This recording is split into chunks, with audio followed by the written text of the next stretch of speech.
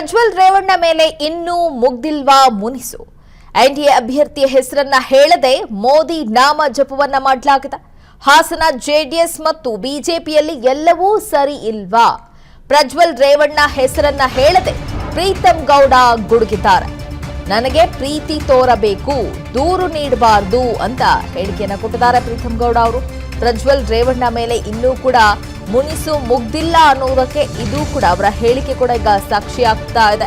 Hassan JDS ಮತ್ತು ಬಿಜೆಪಿಯಲ್ಲಿ ಎಲ್ಲವೂ ಹಾಗಾದ್ರೆ ಸರಿ ಇಲ್ವಾ? ಪ್ರಜ್ವಲ್ ರೇವಣ್ಣ ಅವರ ಹೆಸರನ್ನ ಹೇಳದೆ ಪ್ರೀತಂ ಗೌಡ ಗುಡುಗಿದ್ದಾರೆ. ನನಗೆ ಪ್ರೀತಿ ತೋರ್ಬೇಕು, ದೂರು ನೀಡಬಾರ್ದು. ನನಗೆ ಪ್ರೀತಿ ತೋರಿದ್ರೆ ಜೊತೆಯಾಗಿರ್ತೀನಿ, ಕಂಪ್ಲೇಂಟ್ ಮಾಡಿದ್ರೆ ಮನೆಯಲ್ಲಿ ಕೂರ್ತೀನಿ ಅಂತ ಹೇಳಿಕೆ ಕೊಟ್ಟಿದ್ದಾರೆ. ಎನ್ಡಿಎ ಅಭ್ಯರ್ಥಿ ಪರ ನಾನೇ ಪ್ರಚಾರವನ್ನ ಮಾಡ್ತಾ ಇದ್ದೇನೆ. ಬಿಜೆಪಿ ವರಿಷ್ಠರು ನನಗೆ ಯಾವುದೇ ಆದೇಶವನ್ನ ಮಾಡಿಲ್ಲ ಅಂತ ಹಾಸನದಲ್ಲಿ ಬಿಜೆಪಿ ಮಾಜಿ ಶಾಸಕ ಪ್ರೀತಂ ಗೌಡ ಅವರು ಹೇಳಿಕೆಯನ್ನ ಕೊಟ್ಟಿದ್ದಾರೆ.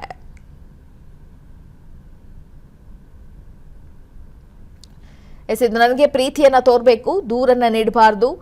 ನನಗೆ ಪ್ರೀತಿ ತೋರಿದ್ರೆ ಜೊತೆಯಾಗಿರ್ತೀರಿ, ಕಂಪ್ಲೇಂಟ್ ಮಾಡಿದ್ರೆ ಮನೆಯಲ್ಲಿ ಕೂರ್ತೀನಿ ಅಂತ ಹಾಸನದಲ್ಲಿ ಬಿಜೆಪಿ ಮಾಜಿ ಶಾಸಕ ಪ್ರೀತಂ ಗೌಡ ಅವರ ಈ ಹೇಳಿಕೆಯ ಮೂಲಕ ಹಾಸನದ ಪ್ರಜ್ವಲ್ ರೇವಣ್ಣ ಮೇಲೆ ಇನ್ನೂ ಕೂಡ ಅವರ ಮುನಿಸು ಮುಗ್ದಿಲ್ಲ ಅನ್ನೋದಕ್ಕೆ ಸಾಕ್ಷಿ ಆಗ್ತಾ ಇದೆ. ಇಬ್ಬರ ನಡುವೆ ಸಂಧಾನ ಮಾಡುವಂತಹ ಪ್ರಯತ್ನಗಳು ನಡೀತಾ ಇದ್ರು ಕೂಡ ಯಾವುದೇ ಫಲಪ್ರದ ಅಂತೂ ಕಾಣಿಸ್ತಾ ಇಲ್ಲ. ಇಬ್ಬರ ಭೇಟಿಯೂ ಕೂಡ ಒಂದ್ ಕಡೆ ಮುಖಾಮುಖಿಯಾಗಿ ಆಗಿಲ್ಲ.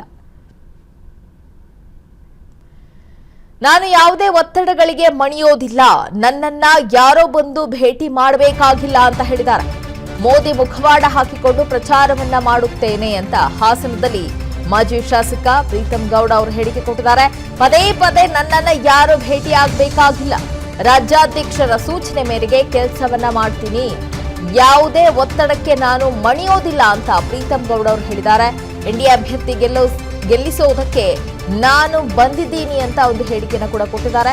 ಪದೇ ಪದೇ ನನ್ನನ್ನ ಭೇಟಿ ಆಗುವ ಅವಶ್ಯಕತೆ ಕೂಡ ಇಲ್ಲ, ಎಲ್ಲೂ ಕೂಡ ಪ್ರಜ್ವಲ್ ರೇವಣ್ಣ ಅವರ ಹೆಸರನ್ನ ಹೇಳದೆ ಇಂಥದ್ದೊಂದು ಹೇಳಿಕೆಯನ್ನ ಕೊಟ್ಟಿದ್ದಾರೆ.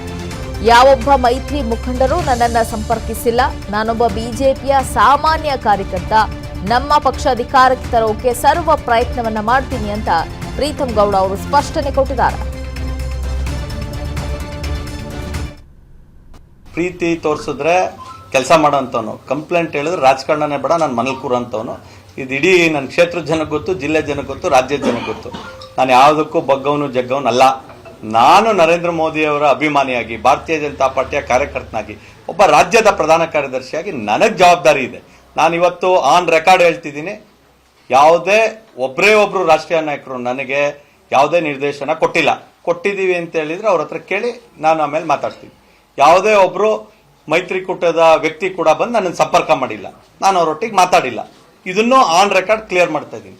ನಮ್ಮ ರಾಜ್ಯಾಧ್ಯಕ್ಷರ ನೇತೃತ್ವದಲ್ಲಿ 28ಕ್ಕೆ 28 ಗೆಲ್ಲಬೇಕು, ಅವ್ರಿಗೆ ಗೌರವ ಬರಬೇಕು ಅನ್ನೋ ನಿಟ್ಟಿನಲ್ಲಿ ನಾವು ಯಾವುದೇ ರೀತಿಯ ಗೊಂದಲ ಮಾಡಬಾರ್ದು ಅನ್ನೋದಕ್ಕೆ ಬದ್ಧತೆಯಿಂದ ಕೆಲಸ ಮಾಡ್ತಿದ್ದೀವಿ. ಆಮೇಲೆ ಯಾರೋ ಕಂಪ್ಲೇಂಟ್ ಕೊಡೋದಕ್ಕೆ ಭಾರತೀಯ ಜನತಾ ಪಾರ್ಟಿಯ ಕಾರ್ಯಕರ್ತರನ್ನ ಯಾವುದೇ ಕಾರಣಕ್ಕೂ ಹಗುರವಾಗಿ ತಗೊಳ್ಳೋಂಥ ಅವಶ್ಯಕತೆ ಇಲ್ಲ. ಮೋದಿಯವರ ಒಂದು ಫೇಸ್ ಕ್ಯಾಪ್ ಅನ್ನ ಕೊಟ್ಟಿದ್ದೀವಿ. ಪ್ರತಿಯೊಬ್ಬರು ಕೂಡ ನಾನು ಮೋದಿ ಅಂತ ಕೆಲಸ ಮಾಡಬೇಕಾದ್ರೆ ಇಲ್ಲಿ ವ್ಯಕ್ತಿ ಬರೋದಿಲ್ಲ. ಮುಂಚೆನೆ ಹೇಳಿದೆ, ವ್ಯಕ್ತಿಗಿಂತ ನಮಗೆ ಪಕ್ಷ ದೊಡ್ಡದು, ಪಕ್ಷಕ್ಕಿಂತ ದೇಶ ದೊಡ್ಡದು ಅಂತ. ವ್ಯಕ್ತಿ ಆದ್ಮೇಲೆ ನಮ್ಮ ಮೈತ್ರಿಕೂಟ, ಅದಾದ್ಮೇಲೆ ನಮ್ಮ ಪಕ್ಷ, ಅದಾದ್ಮೇಲೆ ನಮಗೆ ದೇಶ. ಅಂದ್ರೆ ಇದೆಲ್ಲದಕ್ಕಿಂತ ಮುಖ್ಯವಾಗಿ ನಮಗೆ ಕ್ಯಾಪ್ ಹೋಗ್ತಾ ಆಗ್ತಾ ಆಗ್ತಾ ದೇಶ ಫಸ್ಟ್ ಒಂದು ಬರುತ್ತೆ. ದೇಶ ಮೊದಲು ಅಂತ ಹೇಳಿದ್ಮೇಲೆ ಇದು ಯಾವುದಕ್ಕೂ ಪ್ರಶ್ನೆ ಬರೋದಿಲ್ಲ. ನಾವು ಪ್ರಾಮಾಣಿಕವಾಗಿ ಬೂತ್ ಮಟ್ಟದಿಂದ ಇಡೀ ಲೋಕಸಭಾ ಕ್ಷೇತ್ರದಲ್ಲಿ ಅಲ್ಲಲ್ಲಿ ಇಲ್ಲೆಲ್ಲಿ ಓಡಾಡ್ತಿದ್ದಾರೆ ಪಾಪ ಎಲ್ಲ ಲೀಡರ್ಗಳು. ಅವ್ರು ಯಾರನ್ನೂ ತಪ್ಪು ಅಂತ ಹೇಳಲ್ಲ.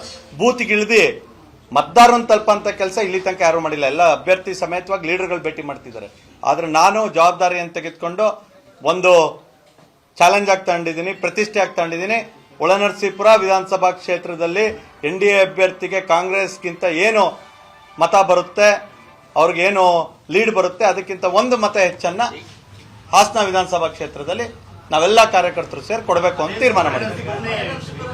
ಮಾನದಂಡ ಏನು ಅಂತ ಹೇಳಿದ್ರೆ 6 ಬಾರಿ ಶಾಸಕರು, ಅವ್ರ ಸ್ವಕ್ಷೇತ್ರ, ಗಟ್ಟಿಯಾದ ಕ್ಷೇತ್ರ, ಅವ್ರ ತಂದೆ ಶಾಸಕರಾಗಿದ್ದಂಥವ್ರು, ಅವ್ರ ಕ್ಷೇತ್ರ, ಅಲ್ಲಿಗೆ ಏನ್ ಬರುತ್ತೆ ಅದು ಮಾನದಂಡ ಆಗಿರ್ಬೇಕು. ಅವ್ರು ಏನ್ ಲೀಡ್ ತಗೊಳ್ತಾರೆ ಅದಕ್ಕಿಂತ ಒಂದು ಲೀಡ್ ಜಾಸ್ತಿ ಕೊಟ್ರೆ ಹಾಸನಲ್ಲೂ ಕೂಡ ಅವ್ರಿಗೆ ಹೆಚ್ಚು ಶಕ್ತಿ ಇದೆ ಅಂತ ಆಗುತ್ತೆ. ಹಾಗಾಗಿ ಹೋರಾಟ ಅಂತ ಹೇಳಿದ್ರೆ ಕನಿಷ್ಠ ನಮ್ಮ ಒಳನರಸೀಪುರ ಕ್ಷೇತ್ರದಲ್ಲಿ ಏನು ಲೀಡ್ ಬರುತ್ತೆ NDA ಅಭ್ಯರ್ಥಿಗೆ, ಅದಕ್ಕಿಂತ 1 ಮತ ಹೆಚ್ಚನ್ನ ಕೊಡಬೇಕು ಅಂತೇಳಿ ಹೇಳಿ ನಾನು ಪ್ರತಿಷ್ಠೆಯಾಗಿ ತೆಗೆದುಕೊಂಡಿದ್ದೀನಿ. ಹಾಗಾಗಿ ನಮ್ಮ ಹೋರಾಟ NDA ಏನು ಒಂದು ಕೂಟ ಇದೆ ಹಾಸನದಲ್ಲಿ, ಅದನ್ನ ಗೆಲ್ಸಕ್ಕೆ ನನ್ನ ಮಾನದಂಡ ಒಂದೇನೆ, ಬಲಿಷ್ಠವಾದಂತ ಹೊಳೆನರಸೀಪುರದಲ್ಲಿ NDA ಅಭ್ಯರ್ಥಿ ಏನ್ ಮತ ತಗೊಳ್ತಾರೆ ಕಾಂಗ್ರೆಸ್ಗಿಂತ, ಅದಕ್ಕಿಂತ 1 ಮತ ಹೆಚ್ಚನ್ನ ಹಾಸನ ವಿಧಾನಸಭಾ ಕ್ಷೇತ್ರದಲ್ಲಿ JDS ಕಾರ್ಯಕರ್ತರು ಇದ್ದಾರೆ. ನಾವೆಲ್ಲ ನಮ್ಮಿಂದಾನೆ ಅಂತ ಹೇಳಲ್ಲ, JDS ಕಾರ್ಯಕರ್ತರು ಶ್ರಮ ಇರುತ್ತೆ, ನಮ್ಮ ಭಾರತೀಯ ಜನತಾ ಪಾರ್ಟಿಯ ಶ್ರಮ ಇರುತ್ತೆ. ಆದ್ರೆ ಮಾನದಂಡ ಒಂದೇ, ಹೊಳೆನರಸೀಪುರ ವಿಧಾನಸಭಾ ಕ್ಷೇತ್ರಕ್ಕಿಂತ ಕಾಂಗ್ರೆಸ್ಗೆ ಅವ್ರಿಗೆ ಲೀಡ್ ಎಷ್ಟಿರುತ್ತೆ ಅದಕ್ಕಿಂತ 1 ಮತ ಹೆಚ್ಚನ್ನ ನಾನು ಪ್ರತಿಷ್ಠೆಯಾಗಿ ತೆಗೆದುಕೊಂಡು NDA ಅಭ್ಯರ್ಥಿ ಕೊಡಿಸುವಂತ ಕೆಲಸಕ್ಕೆ ನಾವು ಪ್ರಯತ್ನವನ್ನ ಮಾಡ್ತೀವಿ.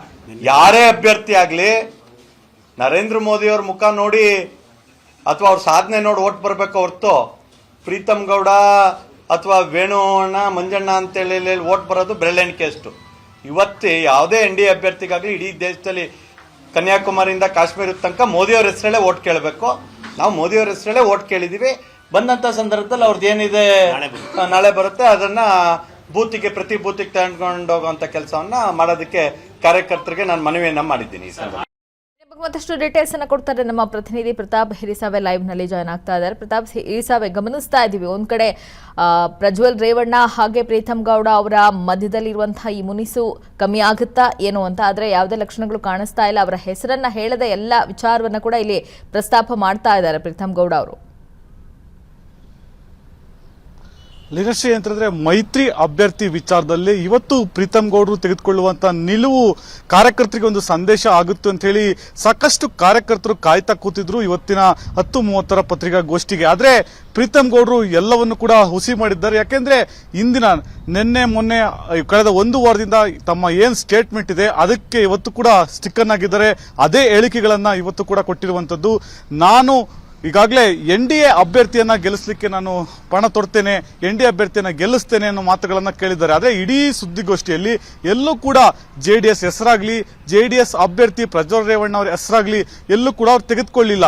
ಕೇವಲ ಮೋದಿ ಹೆಸರಲ್ಲಿ ನಾವು ಮತ ಕೇಳ್ತೇವೆ, ಮೋದಿ ನೇತೃತ್ವದಲ್ಲಿ ಚುನಾವಣೆಗೆ ಹೋಗ್ತಿದ್ದೇವೆ ಎಂಬಷ್ಟೇ ಹೇಳಿದ್ರೆ ಹೊರತು ಮೈತ್ರಿ ಅಭ್ಯರ್ಥಿ ಕೇಳಿದಕ್ಕಿಂತ ಪ್ರಜ್ವಲ್ ರೇವಣ್ಣ ಅವರನ್ನ ನಾವು ಗೆಲ್ಲಿಸ್ತೇವೆ, ಪ್ರಜ್ವಲ್ ರೇವಣ್ಣ ಅವರ ಪರವಾಗಿ ಪ್ರಚಾರ ಮಾಡ್ತೇವೆ ಅಂತ ಹೇಳಿ ಎಲ್ಲೂ ಕೂಡ ಸುದ್ದಿಗೋಷ್ಠಿಯಲ್ಲಿ ಹೇಳಿಲ್ಲ. ಕಾರ್ಯಕರ್ತರು ಕೂಡ ಇದೀಗ ಮತ್ತಷ್ಟೇ ಅಡ್ಗೋಡೆ ಮೇಲೆ ದೀಪ ಇಟ್ಟಂತೆ ಆ ಸುದ್ದಿಗೋಷ್ಠಿಯನ್ನ ಮುಗಿಸಿ ಹೊರಗಡೆ ಹೋಗಿರುವಂತದ್ದು. ನಾನು ಮೋದಿ ಅವರಿಗೆ ಓಟ್ ಕೇಳ್ತೇನೆ, ಕಾರ್ಯಕರ್ತರು ಕೂಡ ಒಂದು ಸಂದೇಶವನ್ನು ನೀಡಲಿಲ್ಲ, NDA ಅಭ್ಯರ್ಥಿಯಾಗಿ ಪರವಾಗಿ ಕೆಲಸ ಮಾಡಿ ಅನ್ನೋದು ಕೂಡ ಹೇಳಿಲ್ಲ. ಅವರು ಹೇಳಿರುವಂತದ್ದು ಒಂದು, ನಾನಿವತ್ತು ಬೂತ್ ನಮ್ಮ ಏನು ಬೂತ್ ಇದೆ, ನನ್ನ ಬೂತ್ ಏನಿದೆ ಆ ಬೂತ್ ಅಧ್ಯಕ್ಷರ ಮನೆಗೆ ಭೇಟಿ ಕೊಟ್ಟಿದ್ದೇನೆ, ಅಧ್ಯಕ್ಷರಿಗೆ ನೇತೃತ್ವದಲ್ಲಿ ಕೆಲಸ ಮಾಡಬೇಕು ಅಂತ ಕೂಡ ಹೇಳಿದ್ದೇನೆ. ನಾಳೆ ಕೂಡ ಆಲೂರು ಮತ್ತೆ ಸಕಲೇಶ್ಪುರ ತಾಲೂಕಾ ಬೂತ್ ಅಧ್ಯಕ್ಷರು ಕೂಡ ಸಕಲೇಶ್ಪುರ ಶಾಸಕರು ಮತ್ತೆ ಜಿಲ್ಲಾಧ್ಯಕ್ಷರು ಕೂಡ ಅಲ್ಲಿ ಹೋಗಿ ಮತ ಕೇಳ್ತಾರೆ ಅನ್ನೋ ಮಾತನ್ನ ಹೇಳಿದ್ರು. ಮತ್ತೊಂದು ವಿಚಾರವನ್ನ ಸ್ಪಷ್ಟಪಡಿಸೋದು ಅಂದ್ರೆ, ಒಂದಷ್ಟು ಪತ್ರಕರ್ತರು ಒಂದು ಪ್ರಶ್ನೆ ಕೇಳೋದು ಅಂದ್ರೆ, ಏನು ಹೈಕಮಾಂಡ್ ದೂರಿನಲ್ಲಿ ನೀವು NDA ಅಭ್ಯರ್ಥಿಯಾಗಿ ಪರವಾಗಿ ಕೆಲಸ ಮಾಡ್ತಿದ್ರು ಅನ್ನೋ ಪ್ರಶ್ನೆ ಕೇಳಿದ್ಕೆ ಏನ್ ಪ್ರೀತಮ್ ಗೌಡರು ಒಂದು ಖಡಕ್ ಆದಂತ ಉತ್ತರ ಕೊಟ್ಟರು.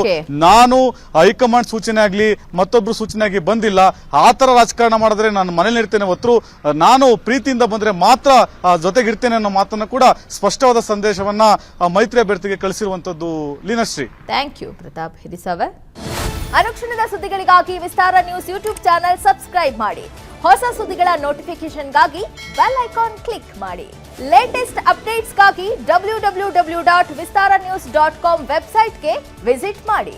ಅಂಗೈಯಲ್ಲೇ ಜಗತ್ತಿನ ಸುದ್ದಿ ತಿಳಿಯಲು Vistara news Kannada app download ಮಾಡಿ.